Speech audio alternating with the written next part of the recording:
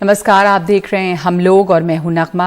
आपका बहुत बहुत स्वागत है। 24 नवंबर से दक्षिण अफ्रीका से जो मामले सामने आने शुरू हुए हैं कोरोना के नए वेरिएंट ओमिक्रॉन के, उसकी वो अब देश के कई हिस्सों में भी पहुंच गया है। भारत की चिंता इससे बढ़ रही है। दुनिया के कई देशों में ये वेरिएंट अब मिल रहा है, लेकिन भारत में आज महाराष्ट्र में 7 नए मामले मिलने के बाद कुल संख्या मरीजों की 12 हो गई है और इसके बाद चिंता और बढ़ गई है।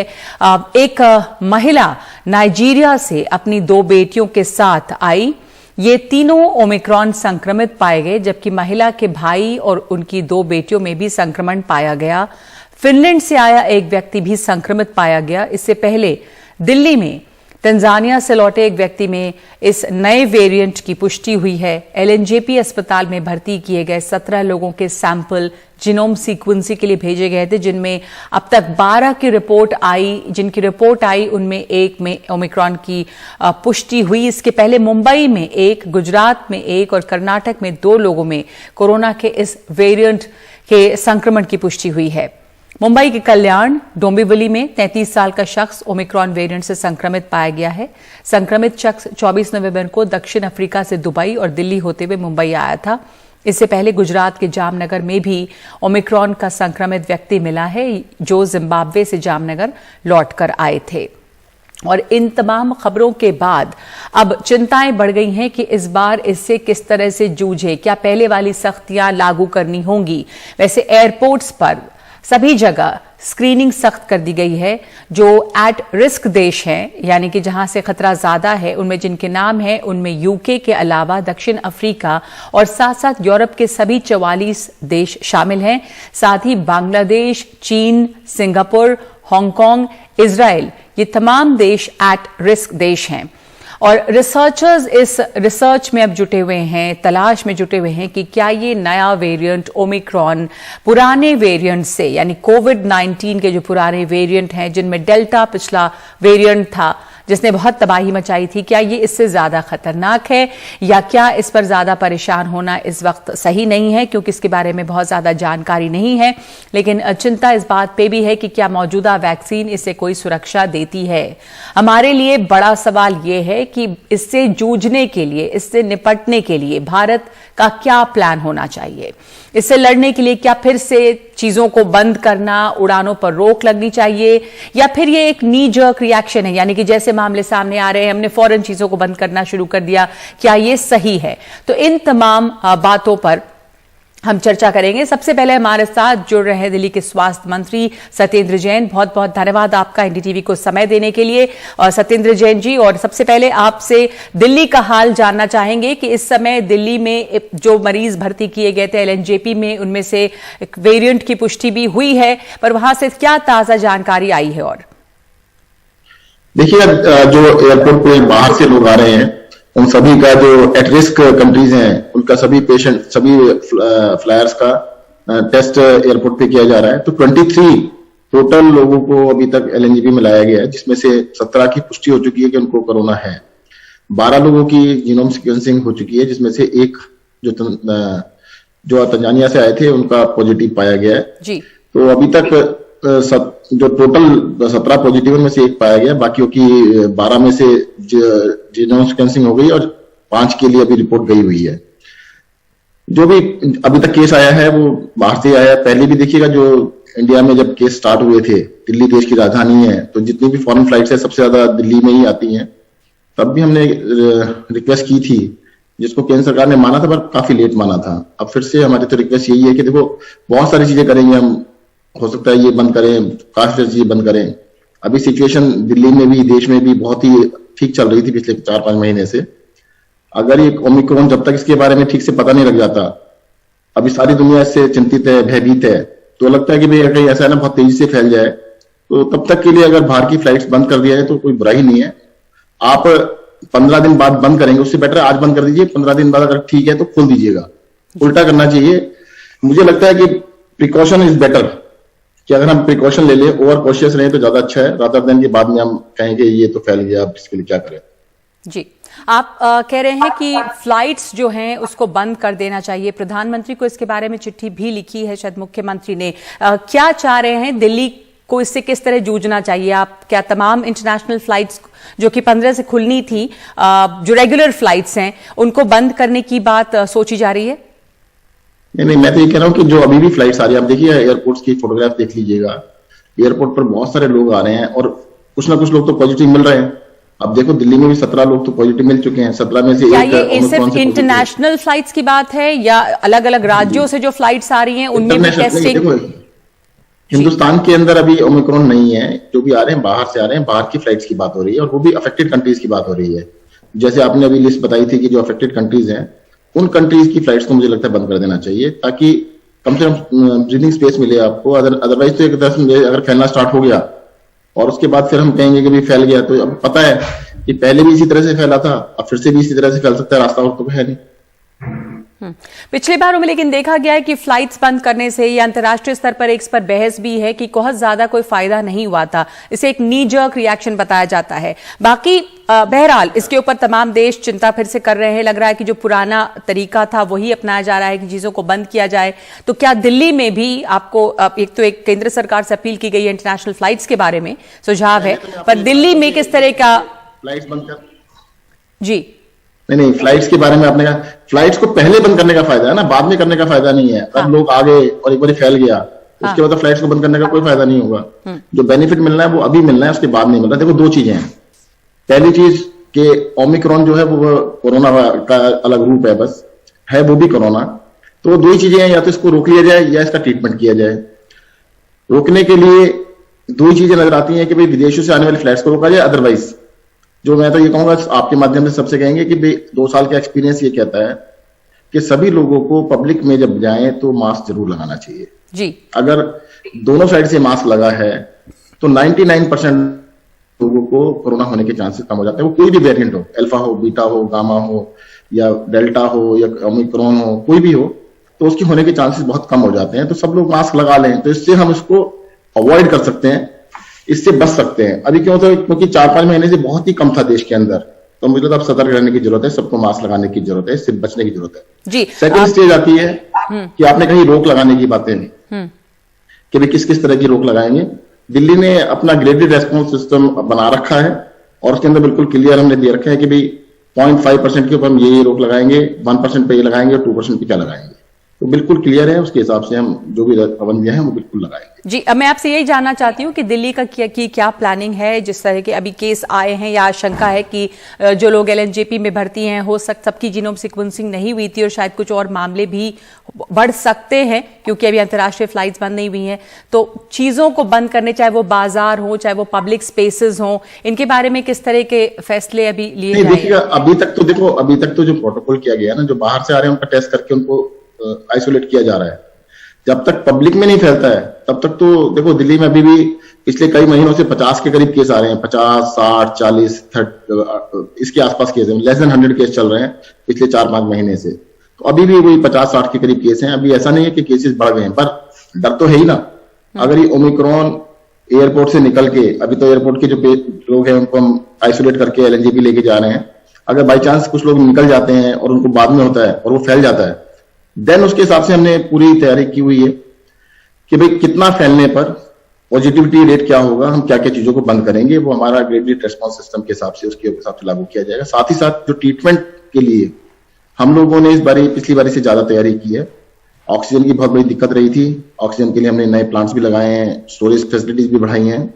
साथ ही साथ बेड्स के लिए 30,000 बेड्स हमारे पास ऑलरेडी इन प्लेस हैं, तो तैयार हैं बिल्कुल, और अगर जरूरत पड़ेगी तो उसको बढ़ा के 60,000 तक ले जाएंगे।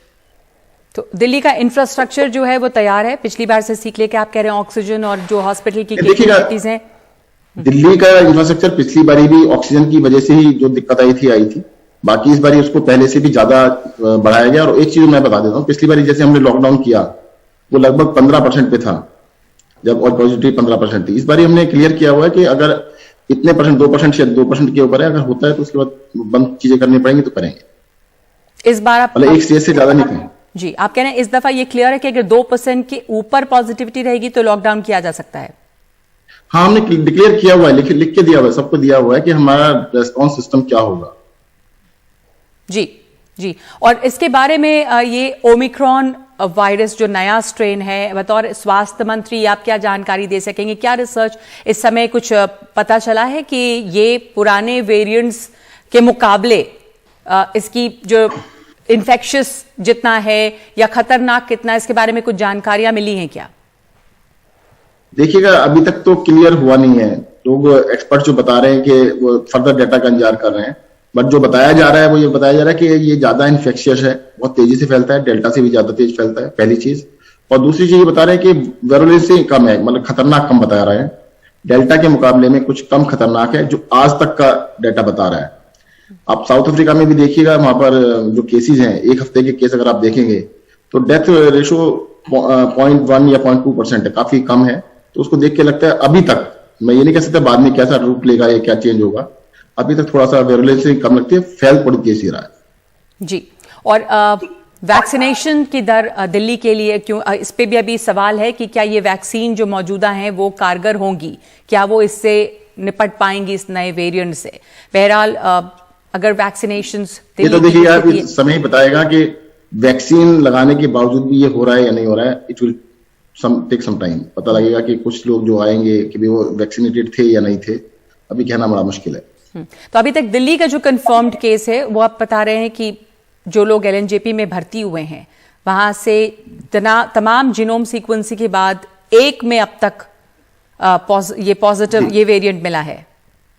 जी जी, बहुत बहुत धन्यवाद आपका सत्येंद्र जैन जी, हमसे बात करने के लिए। दिल्ली के स्वास्थ्य मंत्री सत्येंद्र जैन जो जानकारी दे रहे हैं हमें कि किस तरह से दिल्ली सरकार ने पूरा प्लान ये बनाया हुआ है कि कितनी इन्फेक्शन बढ़ता है तो क्या क्या कदम उठाए जाएंगे, किस तरह से चीज़ों को बंद किया जा सकता है ताकि इन्फेक्शन जो है वो आगे फैले नहीं, ये वेरिएंट का, ओमिक्रॉन का। और इसके अलावा जो अंतर्राष्ट्रीय फ्लाइट्स हैं उन्हें जल्द बंद किया जाए, ये दिल्ली सरकार का सुझाव है ताकि बाहर से जो आने वाले मामले हैं उन्हें रोका जा सके।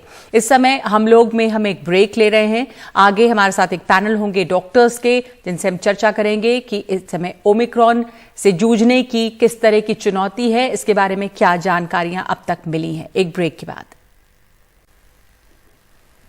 आप देख रहे हैं और हम चर्चा कर रहे हैं कि कोविड-19 के नए वेरिएंट ओमिक्रॉन से जूझने के लिए क्या रणनीति होनी चाहिए भारत की, क्या है हमारी तैयारी। और हमारे साथ जुड़ रहे हैं डॉक्टर राजेंद्र धमीजा जो अध्यक्ष हैं neurology Lady Hardinge Medical College. हमारे साथ जुड़े हैं डॉक्टर राजेश पारिक, निदेशक हैं मेडिकल रिसर्च जसलोक अस्पताल। हमारे साथ डॉक्टर मेखला चंद्रा हैं जो कि कैलिफोर्निया से हमारे साथ जुड़ रही हैं। और हमारे साथ डॉक्टर राजे नारायण हैं, डायरेक्टर हैं Global Health Alliance UK। Doctor Rajesh Pareek, मैं आपसे शुरुआत करना चाहती हूं। महाराष्ट्र में कई मामले मिले हैं, पुणे में कई मामले मिले हैं, बल्कि 7 केसेस वहां पॉजिटिव पाए गए इस नए वेरिएंट के, और कुल मिलाकर संख्या महाराष्ट्र में जो अभी तक पता थी वो 8 हो गई है। महाराष्ट्र में किस तरह के मामले सामने आ रहे हैं, क्या एहतियात सामने हैं, और इस नए वेरिएंट के जो केसेस हैं उनमें पुराने वेरिएंट जैसे डेल्टा जैसा वेरिएंट जिससे भारत ने बहुत जूझा है, उससे क्या फर्क नजर आ रहा है? देखिए नगमा जी, पूरी दुनिया का ध्यान एक ही चीज पर है, और ये कितनी जल्दी फैलता है, इसकी ट्रांसमिसिबिलिटी कितनी है। और अभी तक हम सब जानते हैं कि जो डेल्टा वेरिएंट था वो भी काफी फैल रहा था, उससे ये 500% ज्यादा फैलता है। लेकिन सिर्फ वो एक चीज से हमको डरने लायक कोई कारण नहीं है, क्योंकि इससे महत्वपूर्ण बात क्या है कि ये कितना कठोर है। जी, अभी देखिए, सब लोग बोल रहे हैं 25 नवंबर से साउथ अफ्रीका में शुरू हुआ, लेकिन 11 नवंबर को पहले 3 केस बोत्सवाना में आए। इसका अर्थ ये होता है कि शायद 3-4 दिन पहले, उसके पहले ये वहां बोत्सवाना में आया था। तो आज हम 5 तारीख देख रहे हैं, तो करीब 1 महीना होने को आया है। ये 1 महीने में अभी तक एक भी मौत किधर भी नहीं हुई। ये करीब 40 देशों के आसपास फैल गया है, 500 से ज्यादा केसेस हैं, लेकिन नगमा जी एक भी मौत नहीं है। तो ये काफी रियश्योरिंग बात है। अच्छा, तीसरी बात ये होती है, और आपने इसके बारे में भी हिंट दिया था, कि ये वैक्सीन से कितनी सुरक्षा मिलती है। जब हम मॉलिक्यूलर जेनेटिक स्ट्रक्चर देखते हैं ये वायरस का और लेबोरेटरी कंडीशंस में देखते हैं, तो शायद ऐसे लगता है कि ये वैक्सीन की जी एंटीबॉडीज होती है वैक्सीन इंड्यूस, उसको डॉज करेगा। लेकिन जो हम देख रहे हैं क्लिनिकल कंडीशंस में कि ज्यादा करके ये अनवैक्सीनेटेड लोगों में है, वैक्सीनेटेड में उतना नहीं है, लेकिन उतना नहीं है। चौथी चीज क्या होती है, पर री इन्फेक्शन की बात जो भी सामने आई है कि री इन्फेक्शन के भी का डर जो है वो काफी है, वो उसके बारे में क्या जानकारी है? उसके बारे में मेरे को ज्यादा फिक्र नहीं है, क्योंकि क्या होता है जब किसी को पहले इन्फेक्शन हुआ होगा तो वो एक तरह का वैक्सीनेशन है। इसमें लैंसेट में, न्यू इंग्लैंड जर्नल में काफी आर्टिकल्स आ चुके हैं कि जिनको पहले इन्फेक्शन हुआ है उनको एक तरह की इम्यूनिटी ऑलरेडी मिली है, एक तरह का वैक्सीनेशन मिला है। तो री इन्फेक्शन का इतना डर नहीं है। हम क्या देख रहे हैं कितना कठोर है, अभी 1 महीना होने को आया है जी, 500 से ज्यादा केसेस है, एक भी मौत नहीं हुई है। तो इससे ये बहुत अच्छी बात है, बहुत रीअश्योरिंग बात, बहुत अच्छी बात है जी। अच्छा, फाइनली क्या होता है जी जी, आपके पास मैं दोबारा आऊंगी। डॉक्टर राजे नारायण हमारे साथ जुड़ रहे हैं, डायरेक्टर हैं ग्लोबल हेल्थ अलायंस यूके के। यूके उन देशों में है जो एट रिस्क है इस समय, कंट्रीज में मामले फैले हैं, बल्कि यूरोप के बहुत सारे देश हैं। यूके की स्थिति इस समय किस तरह के केसेस नजर आ रहे हैं वहां पे नए वेरिएंट के? डॉक्टर शुक्रिया नगमा जी शुक्रिया नगमा। आवाज आ रही है हमारी आप? जी बिल्कुल, हाँ जी। तो अभी तक यूके में करीब 170 से ऊपर पॉजिटिव केसेस पाए गए हैं आज के दिन तक, रिकॉर्ड जो लास्ट एक हफ्ता का है। लेकिन अच्छी बात, जैसा डॉक्टर पारेख भी बता रहे थे कि नंबर ऑफ एडमिशंस कम है, नंबर ऑफ डेथ्स अभी तक उस केसेस में नहीं हुए हैं। लेकिन हमारे यहाँ नंबर ऑफ पॉजिटिव केसेस अगर ओवरऑल आप देखें कोविड के, तो 50,000 से ऊपर पॉजिटिव केसेस हमारे यहाँ अभी हो रहे हैं। हमारे एडमिशंस करीब 200 से 250 डेथ्स हो रहे हैं डेली बेसिस पे। ये तब है जब हमने यहाँ 90% लोगों को फर्स्ट डोज, 85% को सेकेंड डोज और 30% को बूस्टर दे रखा है। उसके बावजूद हमारे यहाँ पॉजिटिव केसेस काफी हो रहे हैं, लेकिन नंबर ऑफ डेथ्स कम है। तो सबसे जरूरी बात यह समझने की होगी भारत के संदर्भ में कि जरूरी है कि हम लोग अपना वैक्सीनेशन को और तेजी से चलाएं, हम जीनोम सीक्वेंसिंग को और तेजी से करें। बॉर्डर्स बंद करने से, एयरपोर्ट्स बंद करने से ये मुसीबत खत्म होने वाला नहीं है। और अफ्रीका में ये क्यों हुआ? क्योंकि वहां पर वैक्सीनेशन कम था, क्योंकि वहां पे चांसेस है, जहां पे आपके वैक्सीनेशन कम होते हैं वहां पर आपके नए तरह के वायरस पैदा होने के चांसेस बढ़ जाते हैं। तो हो सकता है कि कल के दिन में इंडिया में कोई नया एक वेरिएंट शुरू हो जाए। तो बॉर्डर्स हमारे हमेशा सील करने से वो फायदा नहीं होने वाला है। जरूरी है कि हम अपना वैक्सीनेशन बढ़ाएं, लेकिन सबसे जरूरी है कि लोग अपना मास्क पहने, सोशल डिस्टेंसिंग रखें, हैंड वॉशिंग करें, जो कि करना पड़ेगा। ये वायरस अभी जाने वाला नहीं है। 2022 बहुत 2021 से अलग नहीं होने वाला है। जी, डॉक्टर मेखला, यूके के जो तजुर्बा है, बता रहे हैं डॉक्टर राजे नारायण की केसेस काफी आ रहे हैं, लेकिन हाँ वहां पे जो डेथ्स हैं वो कम है, पेशेंट सीरियस कम है। यूएस में कैलिफोर्निया से आप हमारे साथ जुड़ रही हैं, क्या आपने देखा है डॉक्टर मेखला चंद्रा? जैसे यूएस में ऑलमोस्ट 12 स्टेट्स में फैल चुका है, हमने देखा कि काफी पेशेंट्स अफेक्टेड हैं, बट अभी तक एक भी डेथ रिपोर्टेड नहीं है, which is a good sign. तो स्प्रेड इस इन्फेक्शन का ज्यादा है, but the symptoms are mild. And I think जो doctor Parekh was trying to touch was on the vaccination rate. तो आप जितना भी डबल 2 डोजेस लेंगे, बूस्टर देंगे, उस तरफ से थोड़ी सी क्रॉस प्रोटेक्शन होगी। इसकी जिनोम की अभी स्टडीज हो रही हैं, स्टडीज हो रही है फाइजर में about how protected the vaccine actually are against this virus. But concept वही है कि थोड़ी क्रॉस प्रोटेक्शन होगी, better than unvaccinated. And to fight this infection we already have the tools आपके सेम है, मास्क पहनना है, इंडोर आपको अवॉइड करना है, specially during the holiday season. पर ये क्या कुछ सामने आया है कि जो वैक्सीनेटेड है, क्योंकि यूएस में तो काफी वैक्सीनेशन की दर काफी ज्यादा है, द रेट ऑफ वैक्सीनेशन, ज्यादा से ज्यादा आबादी वैक्सीनेटेड है, बहुत सारे लोग बूस्टर डोज भी लिए हुए हैं। तो वैसे में क्या दिख रहा है कि वो जो वैक्सीनेशन हो चुकी है वो प्रोटेक्ट कर रही है इस वेरिएंट के खिलाफ भी? क्या वो इफेक्टिव है? So that data is still pending. They're working on it. US में 60% वैक्सीनेशन रेट हो चुका है दोनों डोजेस का, एंड बूस्टर पे ज्यादा ध्यान दिया जा रहा है, including and children vaccinations too. तो that's what I was trying to say कि आप जितनी भी वैक्सीन करेंगे, somehow उसकी क्रॉस प्रोटेक्शन हमेशा रहेगी, चाहे वो 100% एफिकेसी हो या नहीं हो। वैक्सीनेशन की एफिकेसी हमेशा वीन ऑफ होती है ड्यूरिंग जैसे जैसे आपके मंथ्स बढ़ते जाते हैं, that's why booster dose is very important.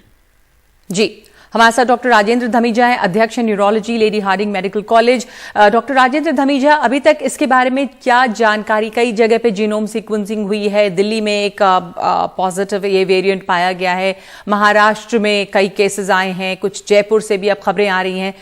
इसके बारे में क्या कुछ डिटेल्स मिले हैं इस नए वेरिएंट के बारे में? मतलब किस तरह के इसमें सिम्टम्स देखे जा रहे हैं, इसका रेट ऑफ इन्फेक्शन या इसकी गंभीरता, क्या कुछ इस तरह की जानकारी है? शुक्रिया नगमा जी। ये नवंबर के सेकेंड वीक से जो केसेस रिपोर्ट हुए हैं बोट्सवाना से, साउथ अफ्रीका से और अब बाकी के देशों में, और आज दिल्ली में भी और राजस्थान में भी और महाराष्ट्र में, सो ये शुरुआती जो इसके संकेत मिले हैं, जो वहाँ के डॉक्टर्स ने, फिजिशियंस ने एक्सपीरियंस किया है, जैसे साउथ अफ्रीका से जो रिपोर्ट्स आई हैं, उसमें यही है कि जो लक्षण है शुरुआती, वो ज्यादातर लोगों को थकावट बहुत हुई है, एक्सट्रीम फैटिग हुई है, हेडेक हुआ है, और जो लोग इससे ग्रस्त हुए हैं उनमें गंभीरता नहीं देखी गई है। कुछ एक जो अनवैक्सीनेटेड लोग थे उनको कुछ एक को सीवियर से माइल्ड से मॉडरेट डिजीज हुई है, और आईसीयू में भी कुछ एक केसेज आए हैं, लेकिन अभी तक कोई भी मोर्टेलिटी या डेथ नहीं हुई है। सो एक तो डिफरेंस यही है कि ये माइल्ड है, और हेडेक, फैटीग, एक्सट्रीम फैटीग और थकान, ये सब चीजें इसके एडिशनल लक्षण हैं। लेकिन नगमा जी, हम पहले के मुकाबले में अगर कंपेयर करें, जब ये 2020 में, 2020 में ये पेंडेमिक शुरू हुआ था, तो तब हमारे पास ना तो इसके बारे में जानकारी थी, इस वायरस के बारे में। आज हमारे पास 8 दवाइयां हैं, 9 वैक्सीन हैं, और सारे टेस्ट अवेलेबल हैं, और 400 करोड़ लोगों को वैक्सीन लग चुकी हैं, और हमारे देश में भी 100 करोड़ से ज्यादा लोगों को वैक्सीन लगी हैं, और हम उसी तरफ से आगे बढ़ रहे हैं। तो हमें पहले के मुकाबले में पहले से हम ज्यादा तैयार हैं। दूसरी बात ये भी है कि जो एक पैंडेमिक का बिहेवियर होता है, जो ट्रेजेक्ट्री होती है, वो एक स्टैंडर्ड है कि इंटरनेशनल ट्रैवलर्स आते हैं बड़े शहरों में, जैसे दिल्ली है, मुंबई है, बेंगलोर है, हैदराबाद है, पुणे है, तो यहाँ पे सबसे ज्यादा शुरुआती जो मरीज देखने को मिलते हैं, और एक वही हमारा जो है प्रोटेक्शन कवच जो है वहां से हमारा शुरू होता है, और उसके बाद से ये लोग दूसरे स्टेट्स में जाते हैं, टायर 2 सिटीज में जाते हैं, उसके बाद छोटी जगह पे जाते हैं जी। तो इस पे ये जो एक ट्रेजेक्ट्री है, ये वेल नोन है, और वही इस बार देखने को मिलेगी। लेकिन लास्ट में एक चीज मैं और बताना चाहता हूं कि ये पैंडेमिक हो या कोई भी पैंडेमिक हो, पब्लिक हेल्थ के हम जैसे प्रैक्टिशनर्स 3 बेसिक प्रिंसिपल्स पे चलते हैं, एजेंट, होस्ट और एनवायरनमेंट। क्या कैसे वायरस बिहेव करता है, कैसे हम बिहेव करते हैं, और कैसे हमारा हेल्थ सिस्टम जो है बिहेव करता है। बिल्कुल, मैं आपके पास वापस आऊंगी, और यही सवाल है कि इस दफा क्या हम बेटर प्रिपेयर्ड हैं, क्या हम बेहतर तैयार हैं, और क्या हमारी रणनीति होनी चाहिए, क्या चीजों को बंद करना, क्या नीजर्क रिएक्शन है, डॉक्टर्स क्या सोचते हैं इसके ऊपर, किन चीजों की जरूरत है। एक ब्रेक के बाद लौटते हैं।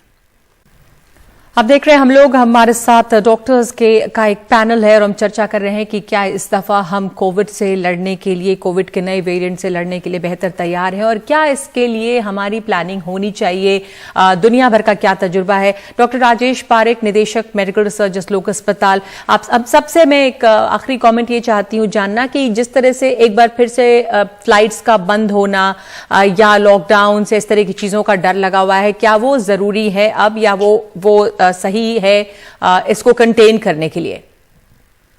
बिल्कुल जरूरी नहीं है, और मैं अपने दर्शकों को इसके साथ 2 खुशखबरी देना चाहता हूं।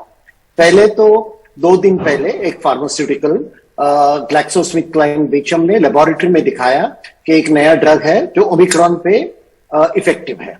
लेकिन दूसरी बात यह है कि हम देख रहे करीब 1 महीना होने को आया, कोई भी मौत नहीं हुई है, तो ऐसे ट्रेंड लग रहा है कि ये बहुत फैलेगा, लेकिन शायद इतना लीथल नहीं होगा।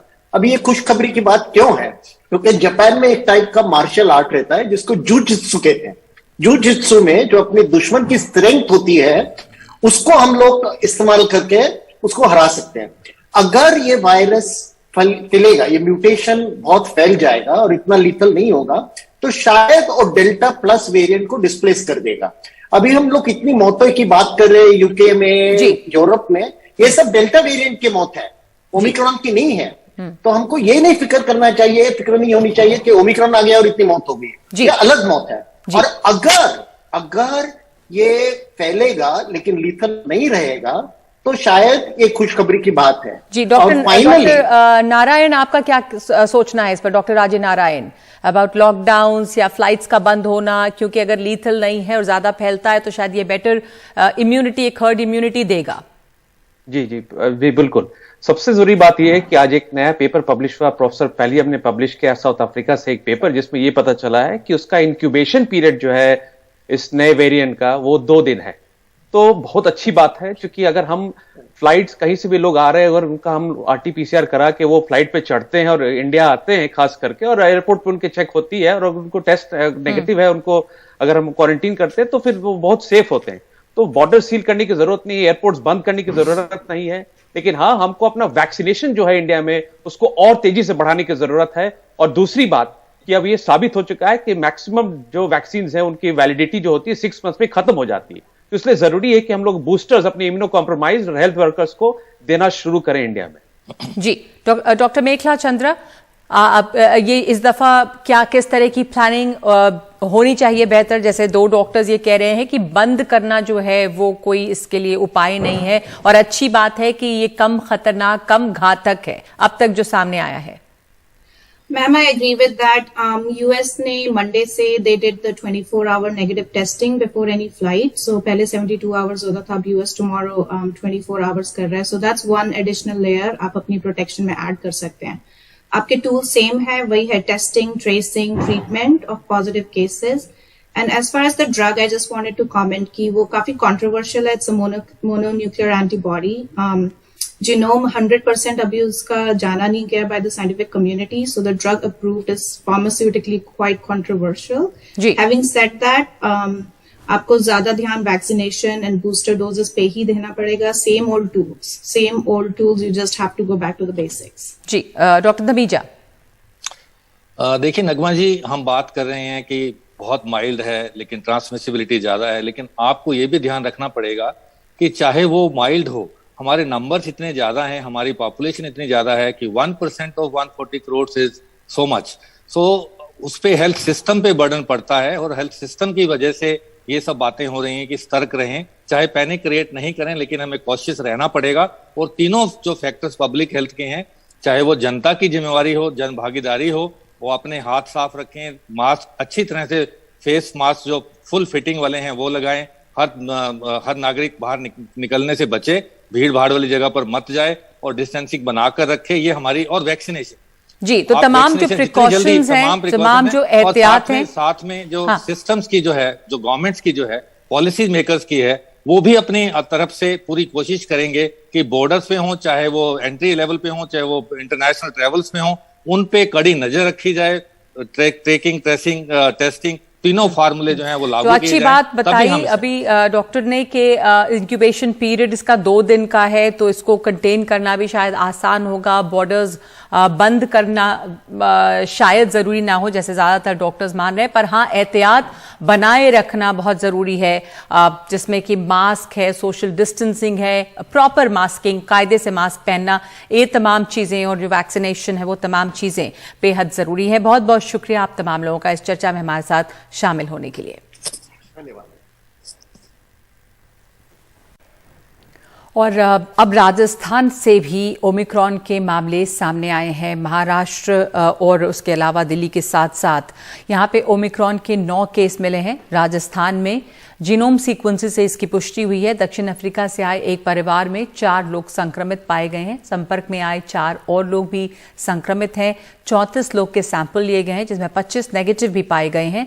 देश में अब कुल ओमिक्रॉन केसेस की संख्या 21 हो गई है. और इस वक्त इस हम लोग में इतना ही.